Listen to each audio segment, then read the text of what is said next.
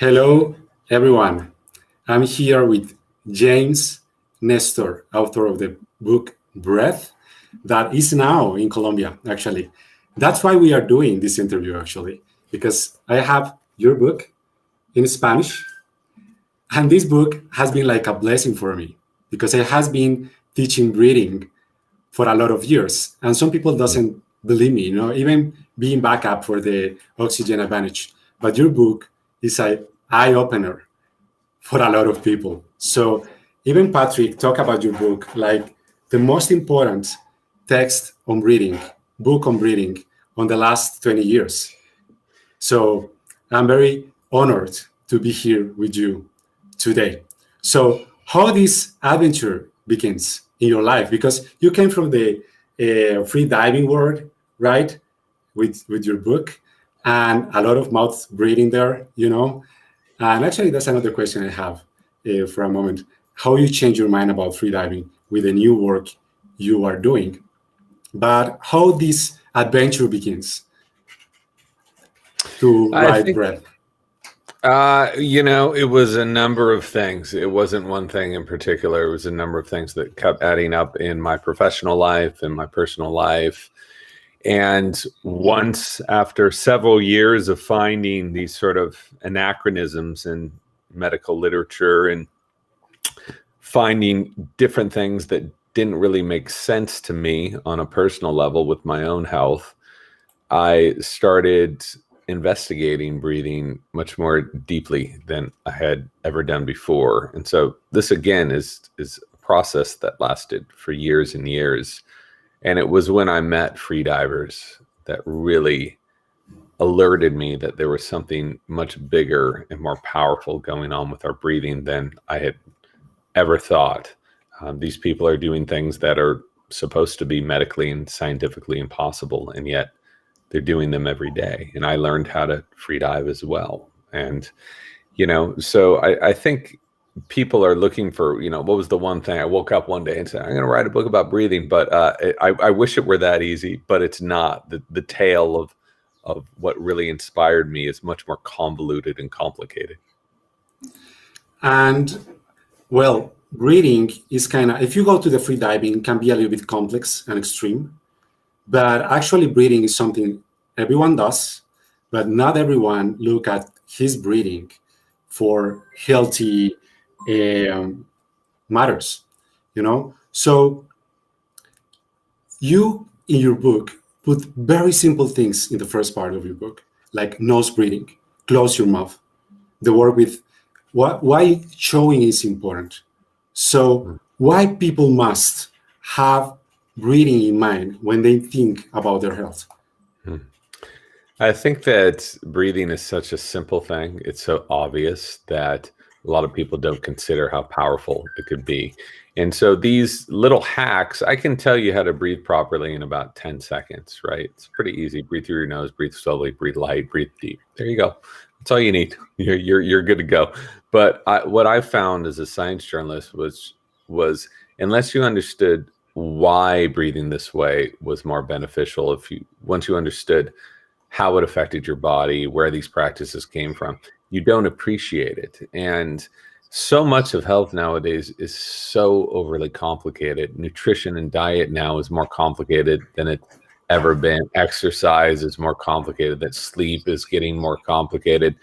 These things don't have to be overly complicated. I think modern humans have done a good job of convoluting a very simple message, but nature works in a very simple way.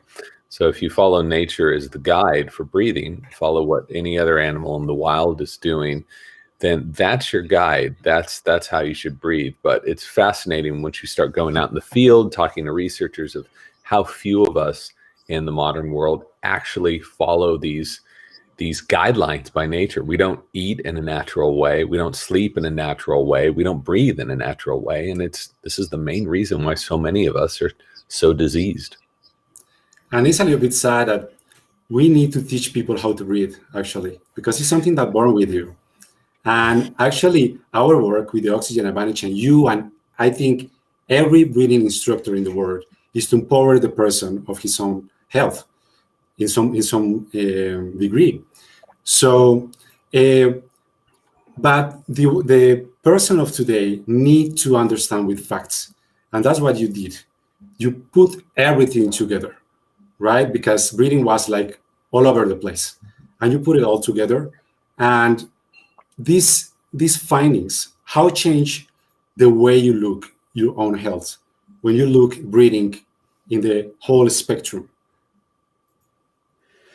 I think that, as someone who is coming in from the outside, it's allowed me to just be curious about everything and to talk with everybody. So I had no objective starting this book. I still don't have an objective. I don't consider myself an evangelist for one way of breathing or the other. That's not my role here. I'm just a reporter. So my job is to go out and to try to honestly report on what I've found.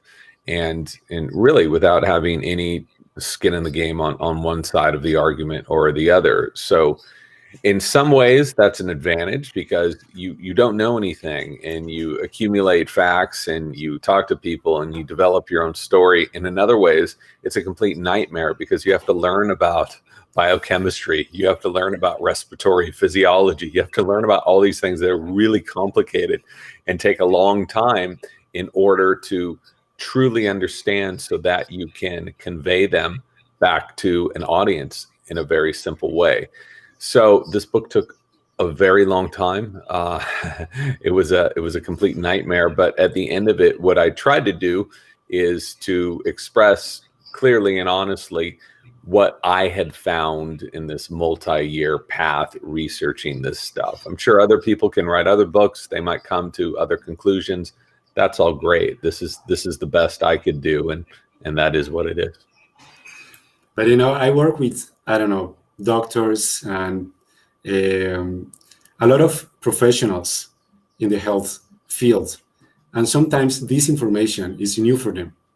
Yeah. Even when there has been a lot of years studying in the university. So why professionals in the doctors, hospitals, they don't know this? It's so basic. It's not a new era of breathing.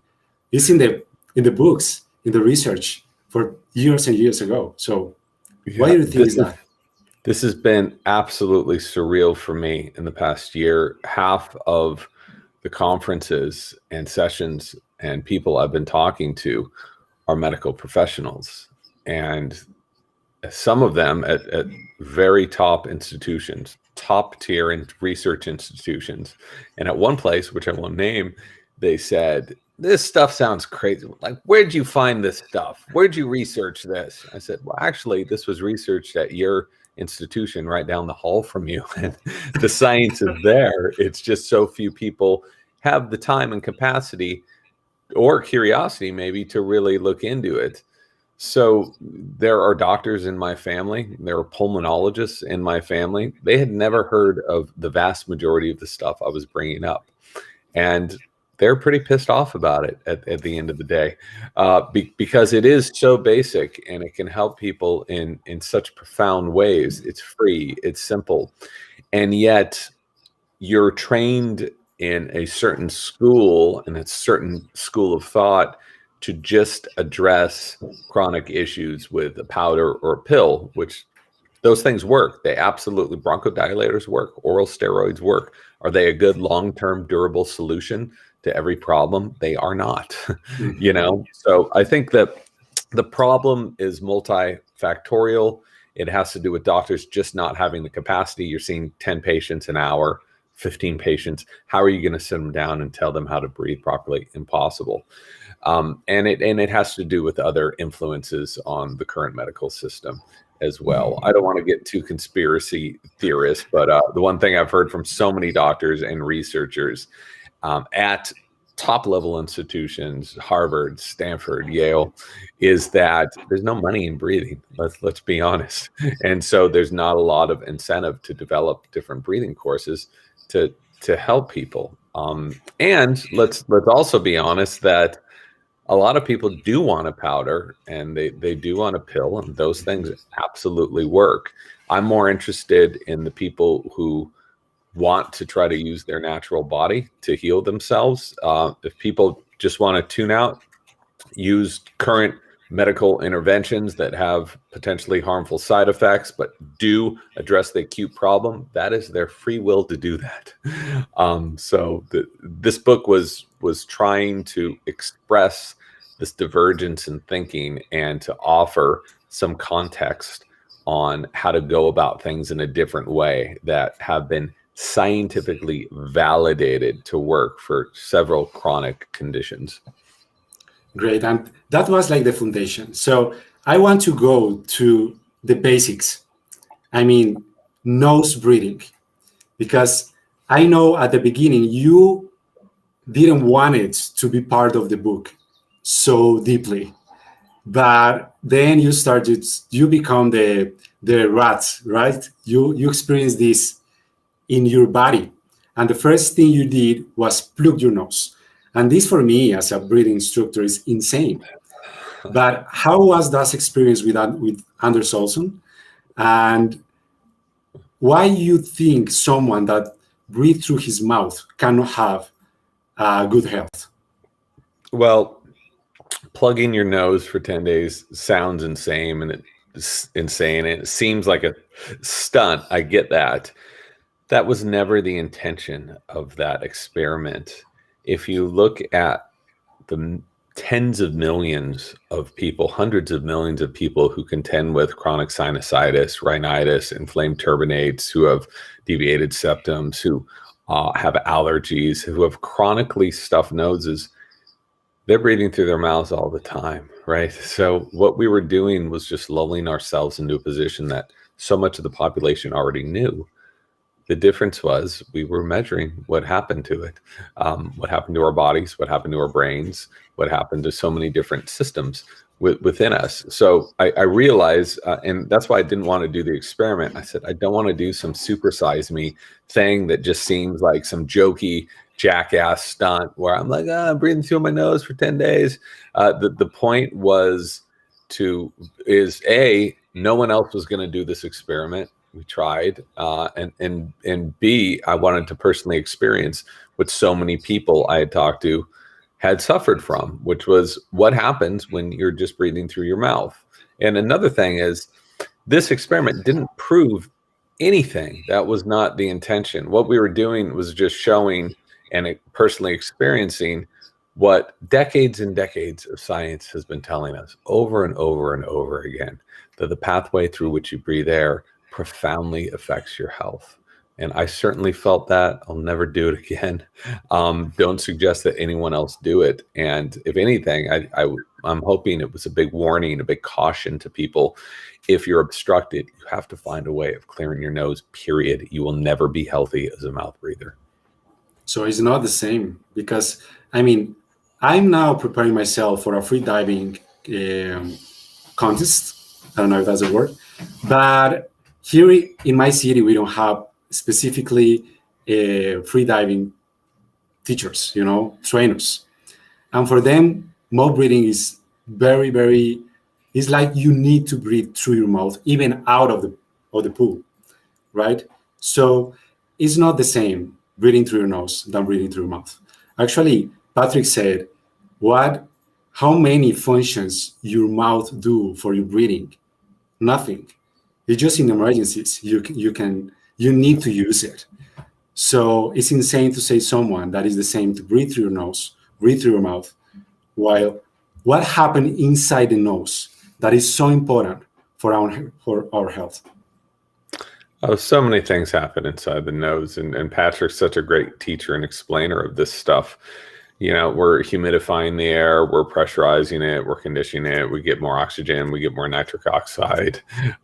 We're slowing down the air so that our lungs have more time to extract more oxygen. We get about 20% more oxygen breathing through our nose than we do equivalent breaths through the mouth. You think that's not going to make a difference in your life? You're crazy. So this is all known stuff too. This has been around for decades and decades. 100 years ago, 120 years ago, researchers were talking about nasal breathing, the benefits of nasal breathing. They were doing scientific studies into nasal breathing. So as a reporter, My job isn't to actually do the research. I did that one experiment just as a conduit into the subject, so I could bring readers into what it feels like and what it looks like to breathe through your mouth. But I am just a filter. I find information. I find science. I review data sheets. I talk to experts in the field to put together the story. So, you know, what Patrick is saying shouldn't be revolutionary. And yet you mention it to people and people say, huh, I never thought about that. I've been breathing through my mouth my entire life. And I'm certainly one of those people, right? It wasn't until I was researching this book that I said, oh my God, I've been breathing through my mouth every single night. I know that because I wake up with a dry mouth, have this huge glass of water next to my bed, and I breathe through my mouth during exercise all the time. And once you realize this, you say, why hasn't someone told me this? You know, when I was a kid, my face would have looked different. We know that. So I would have been breathing better as an adult. It affects your skeleton, it affects your musculature, it affects your airways, it affects your brain function. If you have trouble breathing during sleep, it can affect how tall you grow. It affects whether or not you get diabetes. I mean, I could go on and on and on. And again, these aren't my hypotheses. This is standard science. So it's these simple things that are right in front of our face, just like our nose right in front of our face, that people get so blown away by, but they're like, I had no idea. And yet it's been there the whole time. And so it was fun to research that and realize that we've been missing out on this, such a wondrous way of bringing air into our bodies and out of our bodies through the nose and all the benefits that has. And the impact in the craniofacial growth in the kids, I think it's very important to say this to parents, to teachers, because this is a problem that can be worse if a child before his 13 years breathes through his mouth. Can have an impact, a profound impact in his and in this adult in generations, if we change the way our kids breathe. Because, I mean, right now, 10% of the population have ADHD. That's insane. And our kids are growing, and parents doesn't know that. And it's so simple, so simple. Why is it important for a kid to breathe through his nose and assess breathing when they are growing? Well, I think that you touched on this a bit, is how you hold your mouth, how you hold your tongue is going to influence how your face develops. So if throughout your early stages of development, you're like this, and you swallow like this, that upper palate isn't going to develop wide enough, and it's not going to spread out, okay? It's going to move up instead of spreading out, which is going to make your mouth smaller, which is going to make you more apt to have crooked teeth when you're older, which is going to inhibit the full development and the full potential of your airways too. Smaller mouth, smaller airways. That upper palate moving up is going to occlude the sinus passages too. Makes it harder to breathe through the nose. So what do? You breathe through the mouth. So you see this all the time. You know, some estimates have said that 35 to 50% of kids are habitual mouth breathers. If you get kids with adenoid problems, inflamed adenoids or tonsils, that percentage goes way up. And what you said about ADHD and ADHD-like symptoms of behavioral problems, bedwetting, neurological issues, growth issues, digestional issues, like all of these different issues, so many of them can be tied back to sleep disordered breathing. And I was so aghast when I started talking to leaders in the field, started reviewing the work of Christian Guilleminault down at Stanford, who is considered the godfather of sleep medicine, been studying this stuff for 50 years. He's been writing about this for decades and decades.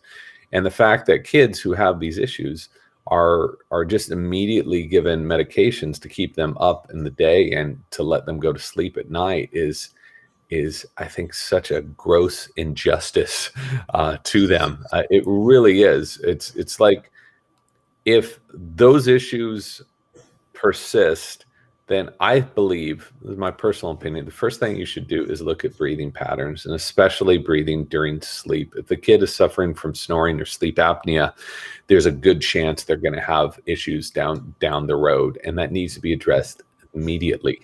And again, this is not controversial stuff. People who study this have been trying to get this message out for a long time. Who is it getting out to? This is the first time I ever heard about it, was a few years ago, which is crazy. But I think awareness is really growing now, and that's what it's all about. Yeah, I mean, and the nose, when a kid breathes through his nose, I mean, if we achieve that these generations of kids breathe to their noses, I mean, this can be the basis. Nose dysfunctional breathing is the foundation of a lot of chronic issues. So do you think if we do a good job, as you and all instructors around the world, to spread the word about breathing, we can have a new generation of people that can enjoy themselves more, that they doesn't have to suffer of anxiety, and maybe be happier and don't fight against life all the time? I would love to have that outlook on the world today. I don't quite have it, but maybe I will. Maybe I can change my mind. I think a good parallel is to look at how quickly our mouths shrunk, how quickly our breathing went to hell, how quickly our teeth grew crooked. And it's been shown in a single generation, teeth can grow in crooked, mouths can get too small, respiratory problems can develop, because respiratory problems can often be a result of a mouth that's too small for its face, because you have a smaller airway, right? And that upper palate moves up. So within a single generation, we can ruin our teeth, ruin our mouths, in a large part ruin our breathing, which means in a single generation too, you can likely improve on this or fix it. And Patrick wrote something which I thought was so fascinating in his book. He said that about 40 to 50% of our facial development is epigenetic. So it is determined by environmental input. So genetics plays a big part, right? But the other half is how you hold your mouth, what foods you chew, what other inputs you put in to develop your facial structure. And you can see this from twins, some of whom were breastfed versus those who were bottle fed. And I'm not pointing fingers at anyone for breastfeeding or bottle feeding. Just want to be really gotten into a lot of trouble with that before. But I'm just giving you information here. Or kids who were given soft foods early on or weaned onto hard foods, or kids who had braces and didn't have braces. And look at the vast changes in their profile and the vast changes that occur within their faces, even within twins. So to me, this makes perfect sense, right? That you want to start with a good foundation. You start with something solid early on, and it's so much easier to build upon that instead of having to go back and fix what was broken, which is why pediatric dentistry and orthodontics is going to be, mark my words, this is going to be huge, because these experts and researchers look at kids at 6 months old. They look at kids at a year old. They said, this kid's going to be a snorer. This kid is having trouble breathing. Let's fix it now. And then when they develop and grow older, their mouths are big enough so their teeth come in straight, So I think with technologies that we have now and with awareness that we have now, we can fix a lot of these problems that we've afflicted with ourselves, to ourselves, I should say, in the last 200, 300 years. People have a hard time believing that our ancestors all had straight teeth. They had wide airways. They had wide noses. 90% of us have crooked teeth. What's going on here? If we broke it, we can fix it.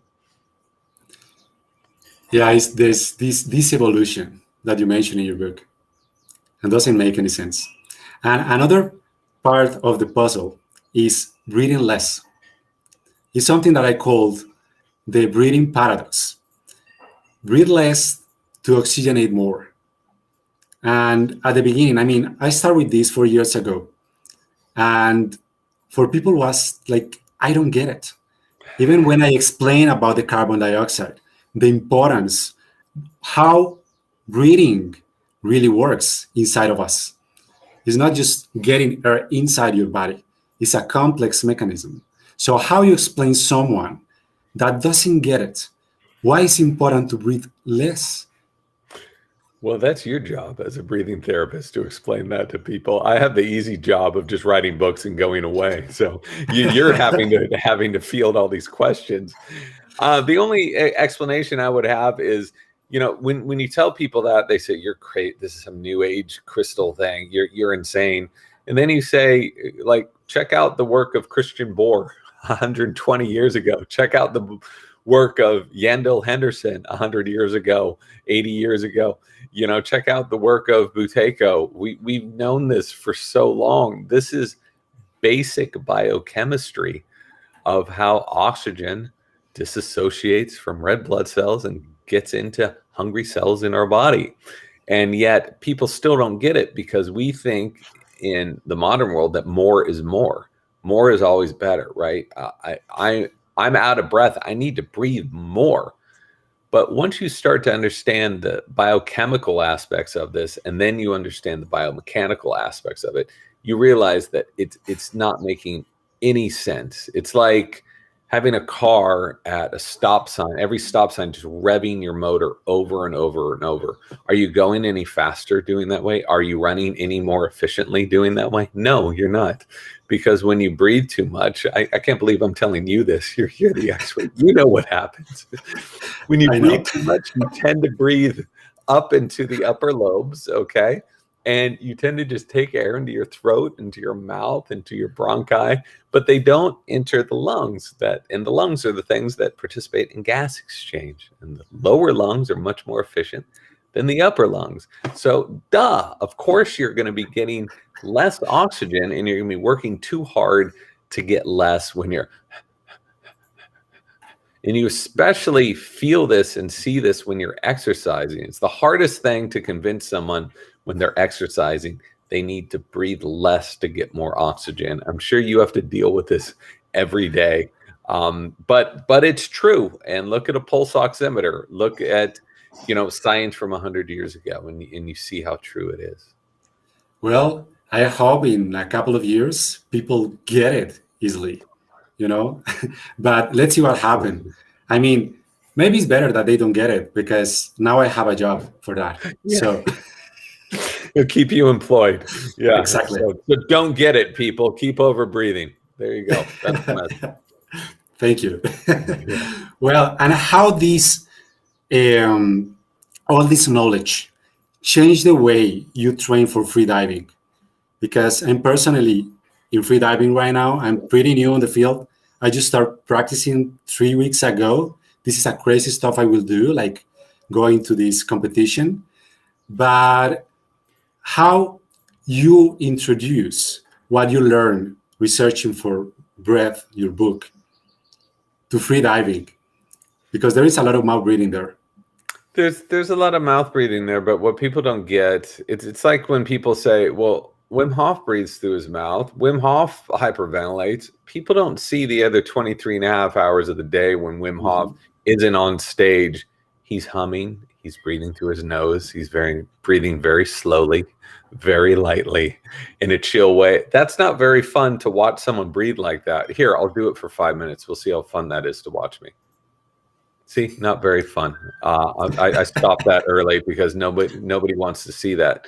So it's the same thing with free divers. And I know a lot of free divers that spend a lot of time in that community.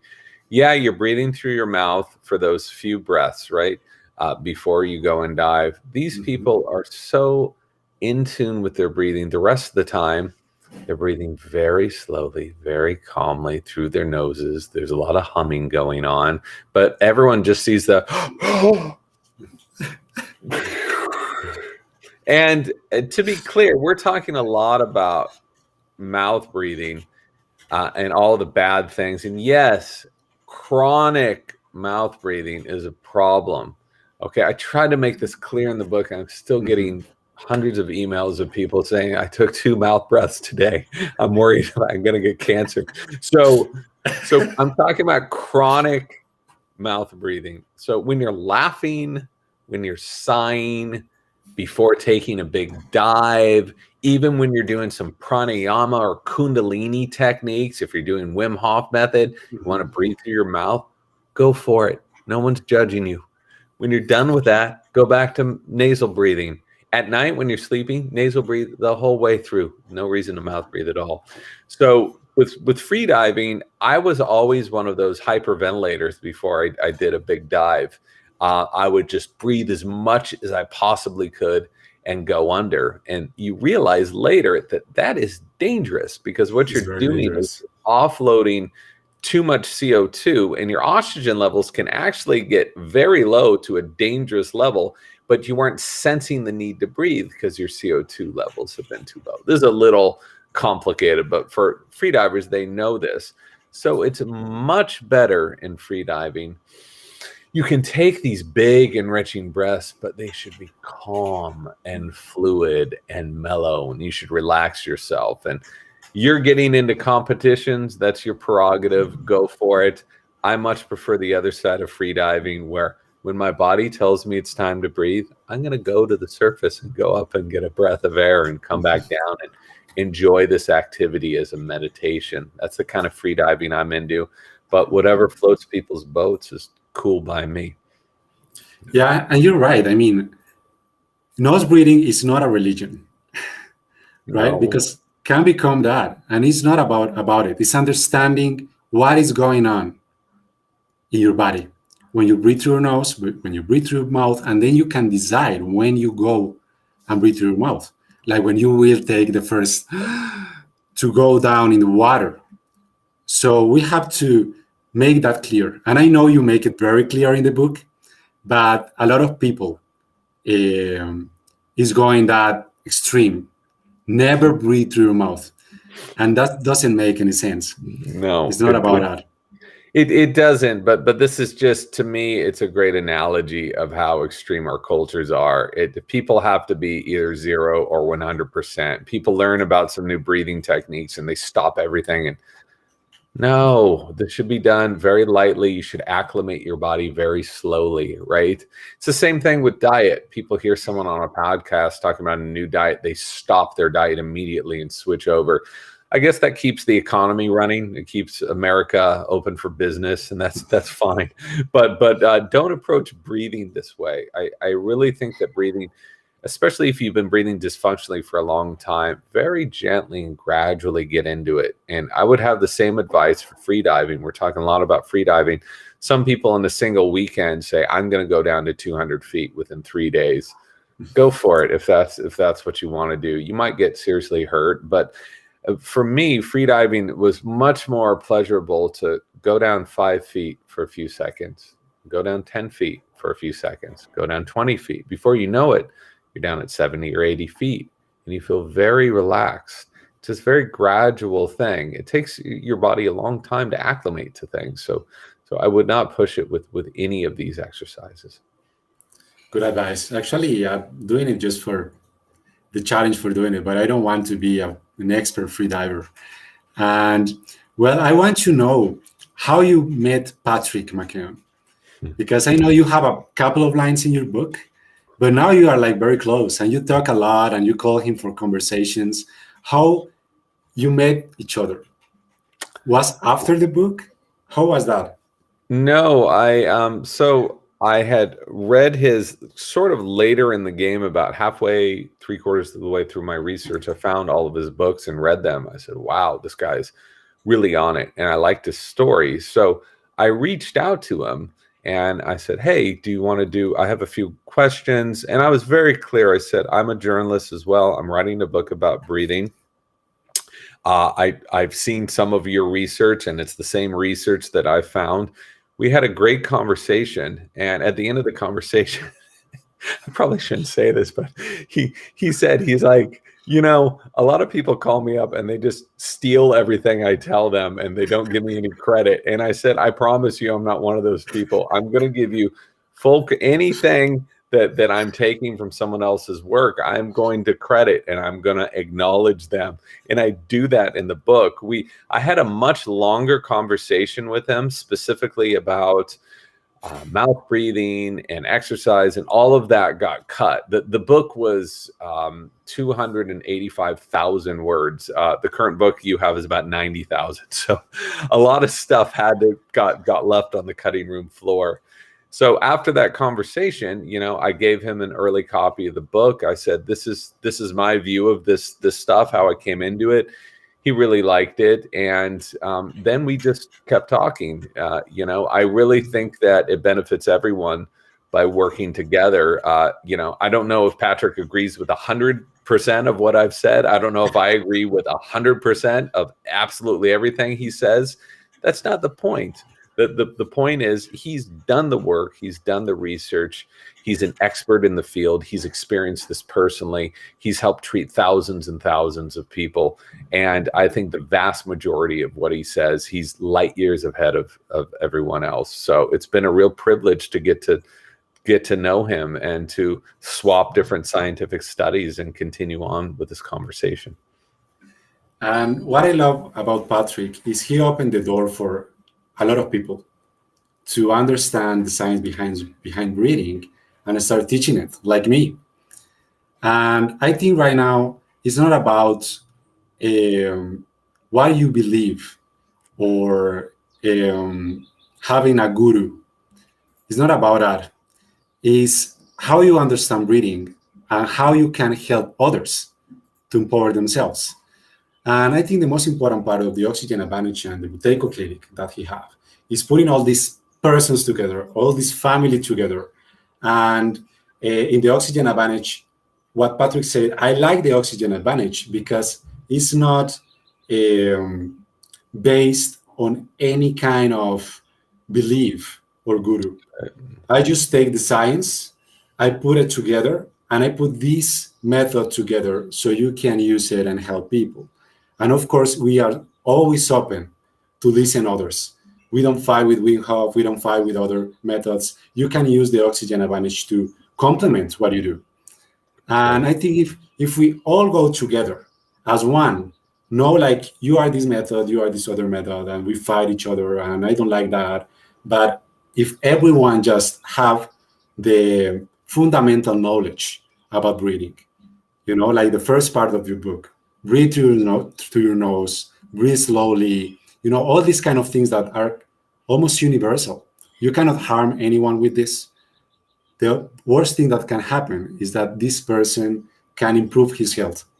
So what do you think is the future of breathing? Do you think people will open more to this? I hope so. And what I've seen in this community is it is a lot more open and supportive. It's not like everyone is constantly trying to defend their ground or ripping on other people, because you don't get anywhere doing that. It's been a real privilege to get to know Wim Hof. I've spoken with him a few times. And again, he's someone, do I agree with 100% of every single thing he's ever said? No. Does he agree with? But the foundation, we're both have the same mission, is to try to disseminate this information to people to help people empower their own health, right? Anders Olsen as well, such an amazing guy, done such amazing work. And it's just so great to be able to know these people and to feel that there isn't this underlying competition, like someone's always trying to steal something from someone else. It really feels supportive and I think everybody wins when you're able to come together in that way. So much of the world now is so divisive that people are just looking for issues that they can ridicule someone over, and no one wins when you do that.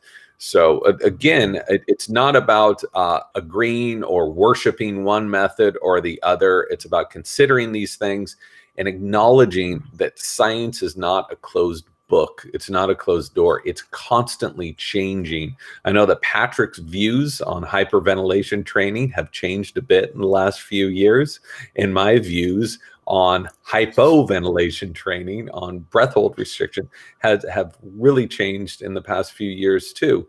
We're honest about this. Things develop. I'd be very worried about someone who's been saying the same thing in the scientific community for 30 years because we've learned a lot since then. And you have to progress and keep up on the latest research if you're really going to be able to have the full breadth of knowledge on a subject. Actually, in his new book, he have a little bit of hyperventilation. So he's open.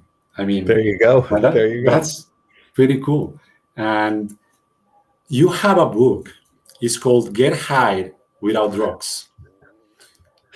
Yeah. So how that get high now without drugs, everybody. Exactly. And I'm going to tell you, amazing you're bringing this up. I'm going to tell you a story about this. I wrote that book 11 years ago. Well, because an uncle, right? It was a full. It was through Chronicle Books. My uncle was this playboy who lived in the Hollywood Hills, successful businessman, orange Corvette, pantsuits, the whole deal. And he passed away, and I was going through all the records in his house. He was a big hippie, really into meditation. And I found all these crazy notes and methods of meditation and different ways of altering your consciousness. And as a joke, I pitched this book to Chronicle Books. I was very hard up for money at this time. And I like the book. The book combines humor and science and different ways of using your natural body to alter your consciousness and to benefit your health. The editor and the publisher gave it that name, and I've just never been able to live that down. I hated it when they mentioned it. I said, no, I'm not going to write a book. No. But they were the ones with the paycheck, and they insisted this was the right title. They were wrong. However, the content of that book, I think is some people might find of interest. I tried to approach these things in an accessible way, make it fun, but also to have real science behind it. So that's what that book is. I will give it a chance. And it's very interesting for me because here in Colombia, we work with, of course, with functional breathing, but I work with meditation with my family. All my family are pulmonauts. Actually, my nickname is the Respiranauts. The name was before your book, okay? Wow. It was not for the book. Yeah. I didn't steal that from you, I swear. I would have given you credit had I. You must do. Okay. And we work with breathing, but we work with meditation and with ayahuasca and plants. And we are mixing both together. How you can lead or teach someone to breathe so they can go through the experience more relaxed and having more power in their nervous system. Because sometimes the bad experiences with these plants is because the person just panic. It's a new experience and they panic and everything becomes hell. So we, here in my house, we have the shaman that come and we bring together breath work and plants and of course meditation. And the experience has been beautiful with people with mental issues, addictions, and another kind of emotional things or physical things. And I think I saw that book, your book, and maybe it's like, yeah, you can get high without drugs, of course, but plants, ancient plants, you can get high with drugs too, is what you're saying. Yeah. Okay. Because, plants are not drugs, but plants, it's like when you do holotropic breathing. Sometimes you need to push hard if you want to transcend something inside you. So the plants, ayahuasca, peyote, LSD is more chemical, but you know what I mean? And this mixed with someone that work with his breathing can be a very, very deep experience and can help a lot of people. So have you tried anytime any of these plants? I have not. Joe Rogan really put me on the ropes with that when I was talking to him. I have never done ayahuasca. It's interesting. I was talking with Roland Griffiths at Johns Hopkins University, one of the top research institutions here in the U.S., who's been doing a lot of work with mushrooms. And I think he's and incredible work in finding it's more effective than any other therapy. And just this morning, Dr. Alyssa Eppel at University of California, San Francisco, she just invited me to attend a psychedelics conference where it's psychiatrists, psychologists, and other people in academia who are studying this stuff in a real way. And I think it's so exciting when it's done under the right terms in the right way. And that's where I think it is very important. I mean, if you think about people who have serious mental health issues, with PTSD, who have other issues, the amount of options that are given to them, amount of drugs, they're just numbing this problem. And they work kind of well for doing that. SSRIs really don't work any better than placebos in the vast majority of people, unless you have serious depression. But these drugs seem to do something to the brain. They seem to reboot the brain in a very real and beneficial way when they're done under controlled and proper circumstances. So to me, it makes perfect sense that you could incorporate breath work in with these other rituals and plant medicines to elicit a positive response. And it sounds like you do this responsibly. It sounds like it's in a very controlled environment, and what a wonderful thing. It is. And I used to work with people with very deep issues, mental issues, addictions, even agoraphobia. And with breathing, you can help them a lot. But sometimes, in some point, this thing is the push they need to go through the thing. And going outside the plants and ayahuasca and all this stuff, because I have a lot of experiences. I'm sorry, my English is not perfect, and maybe sometimes your English is great. Thank you. Better than my Spanish. So okay, good. That's good. And I used to live with indigenous people here in Colombia, and I had a lot of research around this, how they do things, and now looking how they breathe even. Because if you go to very deep communities, the shape of the faces are insane. It's beautiful to see. But going outside that world, maybe we can have that conversation sometime. But you taught at the end of your book about breathing plus. And you talk about hyperventilation. And in the oxygen advantage, we have the high altitude training. It's breath holding without the hyperventilation, and a breath hold after the exhalation. So you break the balance of your body, the chemical balance of your body, and you force the body to do adaptations. And I have my sister, she have lupus. Me actually, show you my sister now. But we did the high altitude training, and in some point, the inflammation started to diminish. So I think we need a lot of research around all these things. But I think if you do breath holds after the exhalation, and you have a hypercapnic response, an hypoxic response, and you can influence the immune response of your body. And that's pretty amazing that you can do that just by breathing. And I had used the high altitude training with persons with agoraphobia, and they was sick of taking medication. So we used this technique, and in 2 weeks they told me, it's insane. I feel that I'm taking medication, but I'm not taking medication. And I think it's because the carbon dioxide. So I know there is a lot of things we need to understand around breathing, but I think we are going to the right path. And this book that you wrote is an open door for a lot of people to understand the power of this. So I don't know, do you think that breathing can be important of the next step for really treat some mental health issues?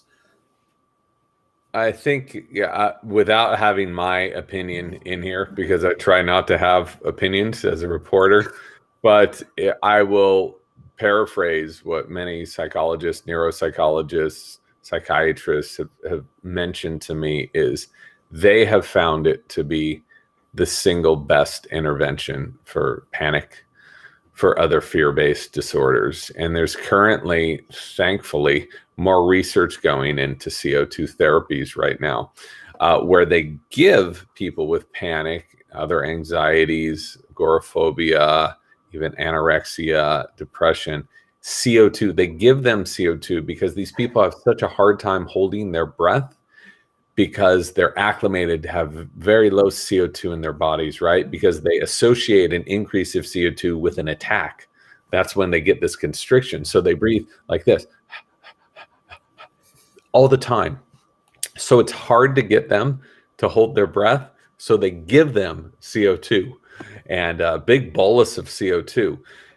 It's doing the same thing that you're doing. It's just using another technology, right? And it helps to get them over that hump so that they can then start incorporating breath holding techniques and be more comfortable with it. It's like it wakes their body up to starts to acclimate them to having more CO2 and being comfortable with that in their bloodstreams for their chemoreceptors to be more flexible.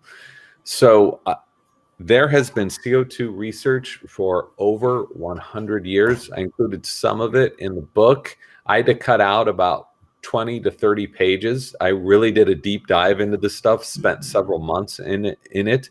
And it has, according to these top level researchers, it is the most effective therapy out there for anxiety, for panic, and more. And it was extremely popular 80 years ago, being studied at top institutions, and then it just went away. So that's why I kept finding the same pattern, which is why the new science of a lost art. We keep losing it and finding it, losing it and finding it, losing it and finding it, and it's crazy. So it seems like we're on this upswing right now with CO2 research, which is really exciting. But what you're doing by altitude training, by breath holding at the end of exhales, that's CO2 training. Exactly. It's the same from thing. inside. It just has From a different, you're using your natural body. It has a different name. So we know it's effective. I hope that there's going to be a lot more studies into this. I'm still in contact with Dr. Justin Feinstein, who's a real leader in this field.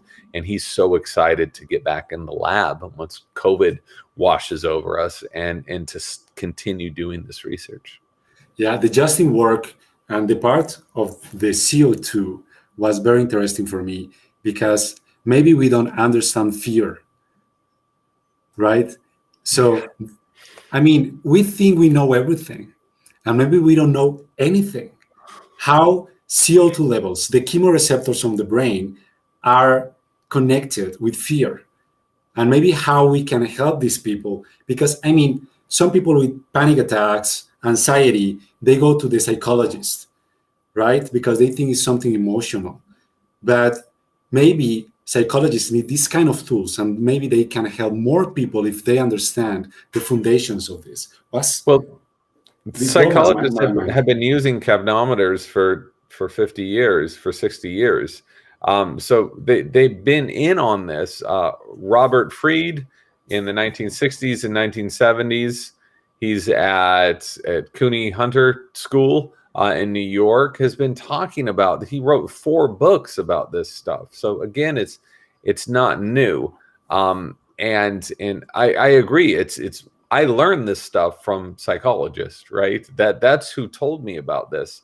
And it's very interesting to see so many of them reinvigorated with this research and all of them starting to get very excited about doing new studies because it's so obvious. The science has been there for the measurements have been there.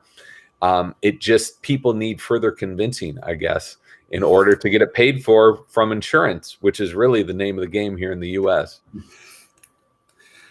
And, here in these countries, sometimes we are 5 years back of you. in the States and everything. What I'm trying to change that, because as you said, you learn this from psychologists. So, but the majority of the population maybe don't know this. So what I want to do with this interview with you and my work with the Oxygen Advantage and other experts is to bring faster the information about reading to the Spanish market, so we can help more people and empower more professionals and giving these tools for them to help more. So I think we can go to questions and answers. Good. So Sean, he's one instructor for the Oxygen Advantage. This is not introduced in school. It took outside the schooling to be introduced to the dynamics of the breath. Yeah. Okay. Sean Flood was my eye-opening doorway into the phenomenal potential with the breath. And the Patrick Mckeon really showed the science of the blood chemistry of how health is harnessed. Boom. Thank you, Sean. Okay. I see a lot of comments, but I want to find the questions. Okay. I have one from Anastasis Tsanis. He's from Greece, one of our instructors. Thank you, Anastasis, for joining us. Who other breathing teachers does James consider it is worth following and studying under a side Patrick? I don't want to name names. I think that so many teachers can offer so many benefits. Find the one that you respond to the best. Patrick's got a really wide berth on his view on breathing, so that's a good place. Anders Olsen's great. I like Wim. Wim has more of a singular approach to his breathing and what he likes to do. But I mean, find someone that you respond to, that you're getting good results from, and stick with that. So that's a long way of just fudging an answer there. I have no specific names to offer you. Okay. Saram Belikowski. James, can you explain mouth breathing in Wim Hof method? Just your opinion. Thanks. Sure. Yeah, it's great. Yeah. If you're going to breathe through your mouth for 20 minutes a day and you're going to hyperventilate, that's fine. To do it on Wim Hof method. I find there's a lot more benefits nasal breathing during Wim Hof method. I much prefer to nasal breathe, but do whatever works. Again, this is 20 minutes a day. I'm not saying go and mouth breathe for 24 hours a day. It's 20 minutes a day. If it's easier for you to mouth breathe, do it. If you want to challenge yourself a little bit and breathe through your nose, do that. If you want to breathe a little slower and not get as high from breathing, you can breathe through your nose. I much prefer nasal breathing. Sometimes in through the nose, out through the mouth works, but I like inhales and exhales through the nose when I'm doing these quote unquote hyperventilation techniques. I feel it so much more strongly, and you feel the diaphragmatic motion so much more profoundly this way. But do what works for you. I do it with my nose too, but doesn't matter if you do it with your mouth. It's Nope. okay. Doesn't matter. Do you know, from Take a Deep Breath, question for James, do you know why we can flare our nostrils, and what is the benefit of this? Why we can flare our nostrils? I would assume, I'm now flaring my nostrils right when you said that. I would assume that's to get more air in at times of stress, right? And I'm not stressed now, but I'm just starting to do this. This is now a terrible habit I have. I have not looked into the conscious control of nostril flaring, but I would assume it's that they have the ability to open up so that we can get more air in through our noses. Good. And I have a lot of highs. Hello, James, and sending lots of love. And okay. Hi, James. Love your book. Where can I learn more about the techniques created by the woman who used breath work to treat scoliosis? Katrina Schrott. Katrina Schrott. You can contact the Schroth Method School, which I believe is still in Austria. It was in Greece for a time, but now it's in Austria. Johns Hopkins University is also still teaching the Schroth method. There are various other instructors out as well. Just know what she was doing. It was no more complicated than stretching and breathing. What does this look like when I do this? Looks a lot like yoga to me. I don't know. It could be crazy that activity that's been around for 5,000 years. That's what that seems like to me. But this is an extreme version. I actually knew somebody, I still know her, that used this for her own scoliosis. It's much more intense because Schroth was German. Of course, it needs to be more intense. And so a lot of like stretching, contorting their body, breathing into this lung, breathing out of that lung. That kind of thing. But I can't tell you exactly how to do it, but the school certainly could. And it's insane how lungs give shape to the body. So we have to think about the non-respiratory functions of your respiration, your breathing muscles, right? There's an old Chinese, I think it's 1700 years old, that says, if the form is perfect, the breath is perfect too. So of course your posture is going to dictate how you're able to breathe. Belisa Vranich has done some amazing work in posture and the biomechanics of breathing. And we lose about 30% of our capacity to breathe when we're hunched over like this. And she's also mentioned that we have 11 pounds of respiratory muscles, and these muscles need to be fit, and they need to be stretched, and they need to be worked out just like any other muscle if they're going to be able to work properly. And so much of us go through our days like this, or looking at our phone, and even if we wanted to breathe healthy that way, we couldn't. And here's an example. Why don't you just take a big enriching breath through your nose? Look what immediately happens to your posture and your body when you do that, right? You can't take that big enriching breath and get those 6 liters of air into your lung if you're hunched over like this. It's impossible. So both those things need to go together, and you'll look better if you're breathing more fully, because your posture will be up, unless you think it looks better to be like this, which you'll look better if you are breathing more poorly.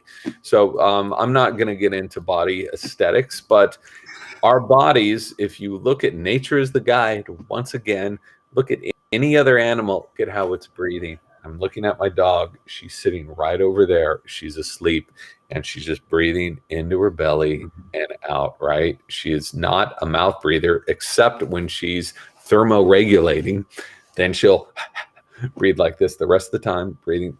That's our guide. This is what our ancestors did. This is what all the other mammals on the planet do. We should do it as well. And the connection in the lung with the lung capacity and longevity is wow. Absolutely. The quicker studies. your lungs shrink, the quicker they become diseased, the harder it is to breathe, the quicker you're going to die. And that's what the data has shown us. And to me, it makes perfect sense. We get most of our energy through breath. We don't get most of our energy through food or for drink, as a lot of people think that's where you're getting. No, we get most of our energy through the air that we breathe. That's not to say you don't need food, you don't need drink in order to, we need all these things, but most of it comes from our breath. So of course, if you're struggling to do anything 25,000 times a day, it's going to wear on your health. And the last thing you need when you're 70 or 80 years old is to struggle to breathe. So the good news is it's reversible. All that shrinkage of the lungs, for most people, it's reversible. Mm-hmm. And when you reverse it, you're able to breathe more easily. Your body is able to work more efficiently. That's what it's all about. Great. Thank you so much for that. Okay, James recently cited a report about health benefits of using breathing device. Has he tried this personally? Breathing into bags? No, breathing device, a device. Breathing device, sorry. There are dozens of breathing devices. There's a bunch that have come out in the last 6 months. Some of them I think are effective, and some of them are great training wheels to get you to where you want to go. I like Anders Olsen's Relaxator. It's such a simple, very small device. It just controls your breathing pattern. There are different apps. There are different gizmos. All these things, depending on what you're looking for, can work. I like the technology that's inside my brain and my lips and my lungs. That's pretty good technology. But you can use whatever you find is offering the most benefit. I can't recommend anything right now, but I'm not going to say that these devices are crappy and you don't need to use them. Everyone's different, right? Use what works. Yeah, I can say just start with your body. Start exploring your body, and after that, you can find out what works for you. For sure. Start with your own technology. Okay, James, can you describe your daily, weekly, regular breath work practice? How has it evolved as you've grown in your practice? Yeah, just 12 hours a day. I'm focusing on my breathing for 4. No, I don't do any of that. So a lot of people think that since I wrote this book, I'm now just, wearing a robe and am just sitting around my house focusing on my breath. But that is not my job. My job was to become a reporter and interview some people that sit around in robes and focus on their breath all day. That's my job. So that's not to say I didn't pick up some tricks, right? I picked up a lot of tricks from Patrick, from Wim, from Anders, learned a lot from him. And yes, I incorporate these things into my day-to-day life. But I am not a breathing therapist. I'm not the teacher. You're talking to a great teacher here. And that's what you do for a living. But that isn't my jam. So to answer your question, I wanted to throw out that caveat. I'm breathing through my nose all the time, as often as I possibly can. Does that mean 24 hours a day? No, it doesn't. Sometimes I just took a breath through my mouth right there. That's fine. And I try to wake up in the morning and do some vigorous breathing, be that Kundalini breathing, which I'm a huge fan of, or Sudarshan Kriya, which I love, sometimes Wim Hof method before I go to sleep. I try to do some very slow meditative breathing. Again, Sudarshan Kriya, I think, is a wonderful practice. But again, that's just me. Everyone's different. So the foundation, though, of breathing is the easy stuff. And that's the stuff you don't need to sit in a corner to do, cross-legged, right? Breathe through your nose. Breathe slowly. Make sure you're not defaulting to mouth breathing. At night, make sure you're breathing through your nose. This is simple stuff anyone can do, and everyone can benefit from it. Great. Thank you for that. Okay. The last one. Okay. In the book, you mentioned alternate nostril breathing and the impact on both sides of the autonomic nervous system. Is there any more you can tell us about that? I thought I was pretty thorough. I'll be a little more thorough right now. So basically, we've got these two different channels, right? Inhaling through the right nostril stimulates the body, increases heart rate, increases blood flow, increases blood pressure. It also tends to stimulate the left side, the analytical, quote unquote, side of the brain more. Left nostril has the opposite effect, calms you down, lowers heart rate. So there's been studies on this stuff for the last 20 years. What I think is interesting is that yogis have been practicing this they didn't have capnometers. Weren't able to look at HRV or galvanic skin response, or they didn't have EEGs or EKGs or anything else. But they knew the effects that these breathing practices were having, which is why they've been around for thousands of years, and which is why when you go to a yoga class now, a lot of them start with, they call it alternate nostril breathing. Also, known as Nadi Shodhana, is the yoga term for it. So, beyond that, if you just understand I'm sure there's more subtleties. Maybe there's different things happening in your blood gases when you're breathing through this way. I included these studies on the website in the back of the book, and anyone can choose to take a deeper dive should they choose. And one of the benefits is you breathe lighter because you don't have enough room. You create more resistance to the breath, and that's another benefit. You breathe lighter, you breathe slower, there's more pressure. So and that's, but it is interesting. the hemodynamic changes in the body and the neurological changes that occur. I'm not sure that those are tied to just breathing slower and lower. Otherwise, you'd be able to just breathe slower through both of your nostrils like this and have those same effects, and you don't. So it's fascinating stuff. And what's so great about all this stuff is you can measure it. A lot of people at home with wearables can measure what happens to their blood sats, what happens to their heart rate, what happens to their blood pressure, their HRV, and more by just changing your breathing.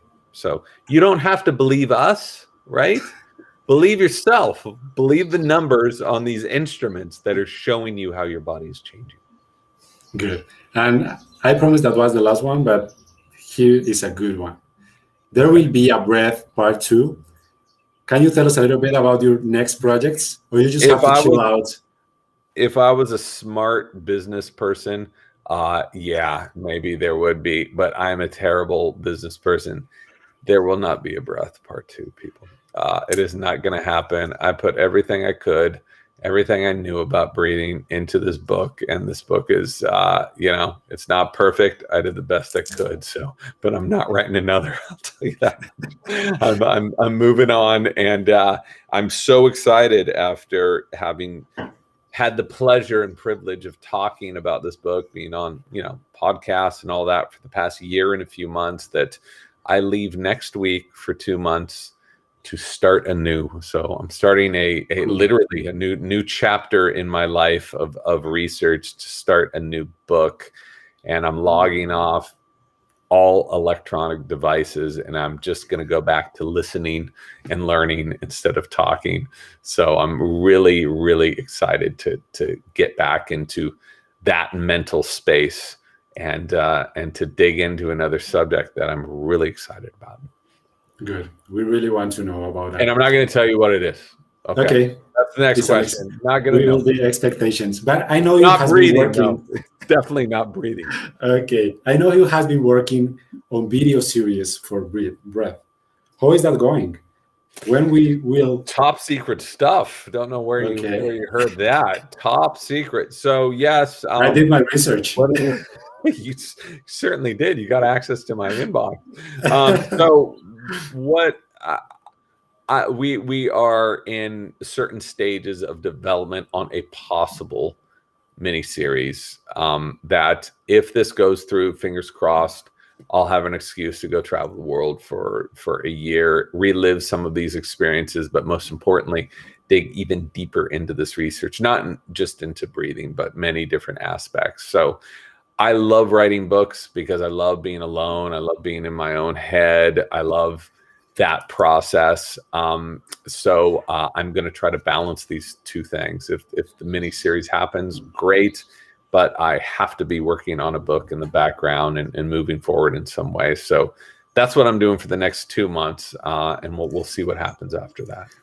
I hope this project just makes a reality, because a lot of people don't read, but a lot of people watch videos. So yeah, we'll see. It's very easy not very easy, but when you work on books, you've got one boss, it's you. You've got one employee, it's you. When things don't get done, you can blame someone, it's you. It's you control your universe. You decide who you're going to interview. I really like that. When you start working with large groups of people, you lose that control and things can spin out of control pretty easily. So, I'm cognizant of that. We'll see what happens when it all comes down to it, though. I love writing books, and that's my thing, and I will never stop doing that. Hopefully this other thing can complement that, but that's my main thing. We hope you never stop. Yeah, well, thank you very much. I really enjoy to write your books. And finally, I just want to thank you. Really, your work has been very important for all of us and for the breathing world, for a lot of people. So has been an amazing tool for me to create awareness. And I'm very happy to have your book now in Spanish. And I hope we still in touch and let us know what is next. And I hope to see you here in Colombia sometime, maybe you can take ayahuasca with me and my family. We'll see what happens. Thanks a Let's lot see for what having happens.